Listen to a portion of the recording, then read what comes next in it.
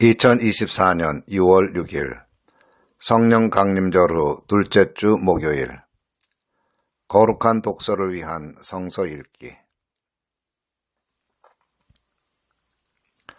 시편 138편 온 마음으로 주님께 찬양 드리어라. 주님, 온 마음을 기울여서 주님께 감사를 드립니다. 신들 앞에서 내가 주님께 찬양을 드리렵니다. 내가 주님의 성전을 바라보면서 경배하고 주님의 인자하심과 주님의 진실하심을 생각하면서 주님의 이름에 감사를 드립니다. 주님은 주님의 이름과 말씀을 온갖 것보다 더 높이셨습니다. 내가 부르짖었을 때 주님께서는 나에게 응답해 주셨고 나에게 힘을 한껏 북돋우어 주셨습니다. 주님께서 친히 하신 말씀을 들은 모든 왕들이 주님께 감사를 드립니다. 주님의 영광이 참으로 크심으로 주님께서 하신 일을 그들이 노래합니다. 주님께서는 높은 분이시지만 낮은 자를 굽어보시며 멀리서도 오만한 자를 다 알아보십니다. 내가 고난의 길 한복판을 걷는다고 하여도 주님께서 나에게 새 힘 주시고 손을 내미셔서 내 원수들의 분노를 가라앉혀 주시며 주님의 오른손으로 나를 구원하여 주십니다. 주님께서 나를 위해 그들에게 갚아주시니 주님의 인자하심은 영원합니다. 주님께서 손수 지으신 이 모든 것을 버리지 말아 주십시오. 제1독서 사무엘상 4장 언약궤를 빼앗기다. 사무엘이 말을 하면 온 이스라엘이 귀를 기울여 들었다. 그 무렵에 블레셋 사람이 이스라엘을 치려고 모여들었다. 이스라엘 사람은 블레셋 사람과 싸우려고 나가서 에베네셀에 진을 쳤고 블레셋 사람은 아벡에 진을 쳤다. 블레셋 사람이 전열을 갖추고 이스라엘 사람을 치자 치열한 싸움이 벌어졌다. 이스라엘은 이 싸움에서 블레셋에게 졌고 그 벌판에서 죽은 이스라엘 사람은 4,000명쯤 되었다. 이스라엘의 패잔명들이 진으로 돌아왔을 때 장로들이 말하였다. 주님께서 오늘 우리가 블레셋 사람에게 지도록 하신 까닭이 무엇이겠느냐? 실로에 가서 주님의 언약궤를 우리에게로 모셔다가 우리 한가운데 있게 하여 우리를 원수의 손에서 구하여 주시도록 하자. 그래서 이스라엘 백성이 실로로 사람들을 보냈다. 그들이 거기 그룹들 사이에 앉아 계시는 만군의 주님의 언약궤를 메고 왔다.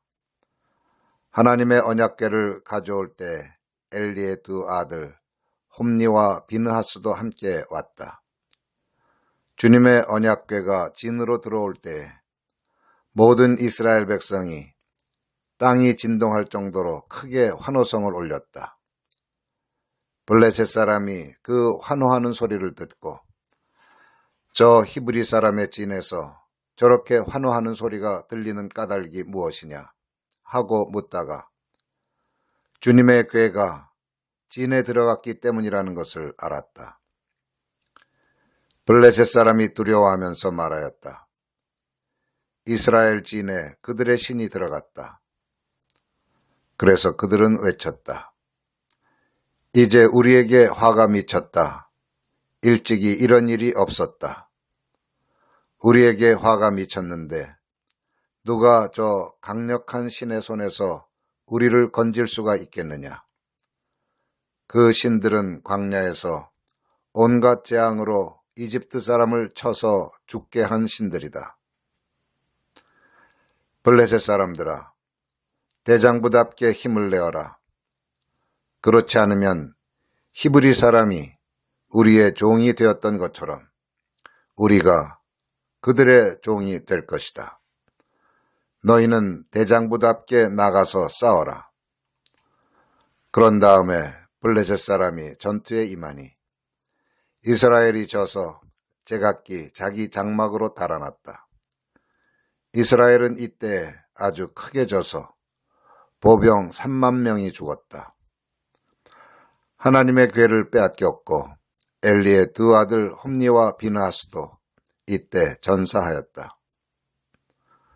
어떤 베냐민 사람이 싸움터에서 빠져나와 그날로 실로에 이르렀는데 슬픈 나머지 옷을 찢고 머리에는 티끌을 뒤집어 쓰고 있었다. 그 사람이 왔을 때 엘리는 길가 의자에 앉아서 길을 내다보면서 마음속으로 하나님의 궤를 걱정하고 있었다. 그 사람이 성읍에 이르러서 소식을 전하니 온 성읍이 두려워하며 슬피 울부짖었다.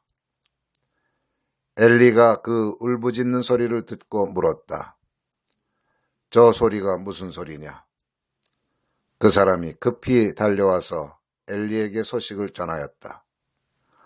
그 무렵 엘리는 98살 된 노인으로서 눈이 어두워져서 앞을 거의 볼 수 없었다. 그 사람이 엘리에게 말하였다. 저는 전쟁터에서 도망쳐 나온 사람입니다. 전쟁터에서 오늘 도망쳐 오는 길입니다.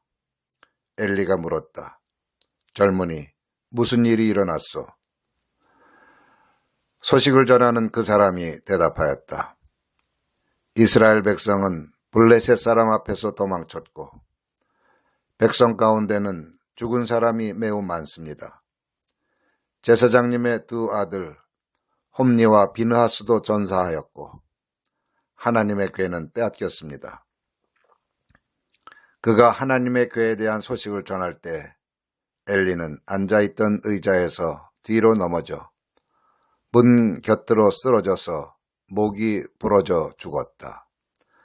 늙은 데다가 몸까지 무거웠기 때문이다. 그는 40해 동안 이스라엘의 사사로 있었다. 그때 엘리의 며느리인 비느하스의 아내는 임신 중이었으며 출산할 때가 가까웠는데 하나님의 궤를 빼앗겼고 자기의 시아버지와 남편도 죽었다는 소식을 듣자 갑자기 진통이 일어나 구부리고 앉은 채 몸을 풀었다. 그러다가 그는 거의 죽게 되었다. 그때 곁에 서 있던 여인들이 아들을 낳았으니 걱정하지 말아요 하고 말해 주었다. 그러나 산모는 대답도 없고 관심도 보이지 않다가 그 아이의 이름을 이가봇이라고 지어주며 이스라엘에서 영광이 떠났다 하는 말만을 남겼다. 하나님의 궤를 빼앗긴 데다가 시아버지도 죽고 남편도 죽었기 때문이었다. 거기에다가 하나님의 궤까지 빼앗겼기 때문에 이스라엘에서 영광이 떠났다고 말했던 것이다. 제2독서 베드로전서 4장 하나님의 은혜를 맡은 선한 관리인 만물의 마지막이 가까이 왔습니다. 그러므로 정신을 차리고 삼가 조심하여 기도하십시오. 무엇보다도 먼저 서로 뜨겁게 사랑하십시오. 사랑은 허다한 죄를 덮어줍니다. 불평 없이 서로 따뜻하게 대접하십시오. 각 사람은 은사를 받은 대로 하나님의 여러 가지 은혜를 맡은 선한 관리인으로서 서로 봉사하십시오. 말을 하는 사람은 하나님의 말씀을 전파하는 사람답게 하고 봉사하는 사람은 하나님께서 주시는 힘으로 봉사하는 사람답게 하십시오. 그리하면 하나님이 모든 일에 예수 그리스도로 말미암아 영광을 받으실 것입니다. 영광과 권세가 영원무궁하도록 그에게 있습니다. 아멘. 사랑하는 여러분, 여러분을 시험하려고 시련의 불길이 여러분 가운데 일어나더라도 무슨 이상한 일이나 생긴 것처럼 놀라지 마십시오. 그만큼 여러분은 그리스도의 고난에 동참하는 것이니 기뻐하십시오.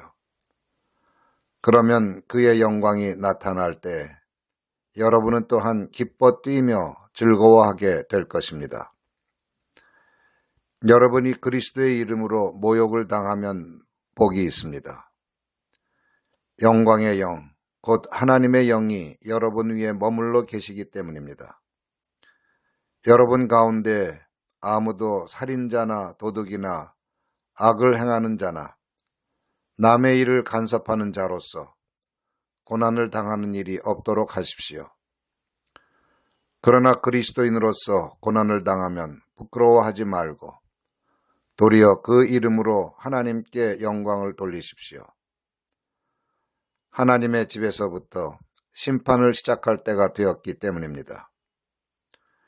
심판이 우리에게서 먼저 시작되면 하나님의 복음에 순종하지 않는 자들의 마지막이 어떠하겠습니까?